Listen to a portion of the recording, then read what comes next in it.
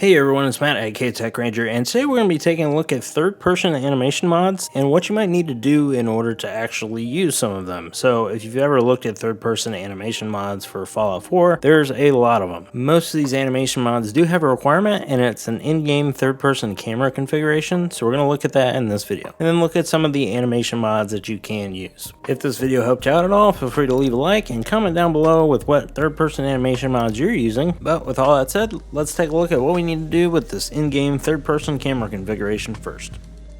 So if you're like me and you've played Fallout 4 a lot or have played on and off over the years, you probably noticed that the animations in the game can be a little stiff at times and you want something a little bit more modern, but mostly cool. That's where this guy will need to come in. First, you'll need a mod that will actually keep your camera from getting all wonky. We've looked at a third-person mod before, which is a camera mod, but the way the camera works in the game, when you introduce animations like these, you need this mod in order to keep your camera from going crazy. Because in most cases, when you use the third-person animations, it does mess with the camera. So after you install the mod, head to your local chem bench and then craft these two things. These will be added to your aid menu in your Pip-Boy, and you can actually favorite the option that you're going to need for most of the time. That way you don't have to head back in your Pip-Boy every time. The apply camera animations equals false is the one that you're going to need to use. When you select that after installing a third-person animation mod, this should reset your camera so it doesn't get all crazy. But what does it look like when you don't do this? If you go in third person without this, you might see your camera kind of struggling to keep up with the way your character's moving. You may feel a little resistance here and there. I found that it gets kind of weird if you just try to aim. But once you apply camera animations equals false,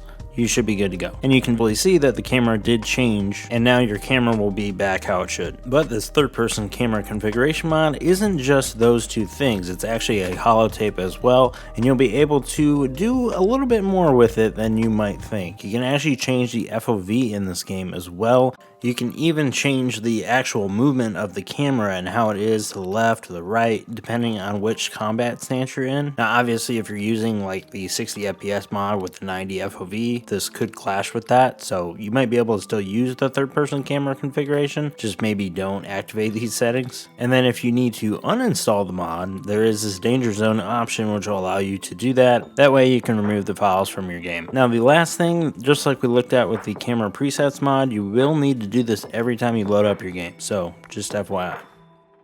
Let's take a quick look at these experienced third-person animations. This is actually the one I'm using now, and I really like these. They're kind of simple, and it's only like 2 megs in size, so that's why I went with this one. You'll see some new animations for walking, running, with a pistol, without a pistol, rifle, melee weapon, when you're in stealth. There's a lot of different animations in this one, and definitely a change from vanilla.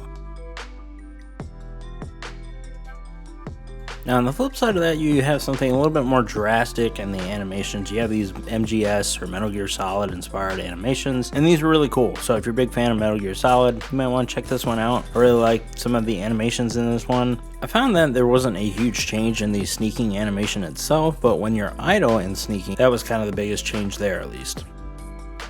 Another thing you could do is focus on the aim down sight, that kind of over the shoulder look, and this is the third person ADS animations. This is style D. It does change some other animations too, it's not just third person ADS, although those changes will probably be the most apparent. Just keep in mind with any of these, you're not going to see NPCs automatically using these animations. They're just for the player.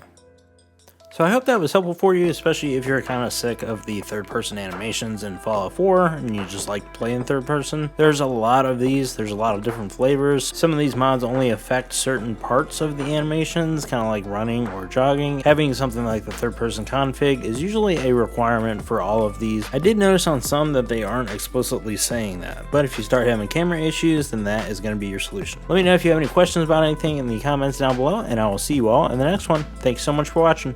Bye.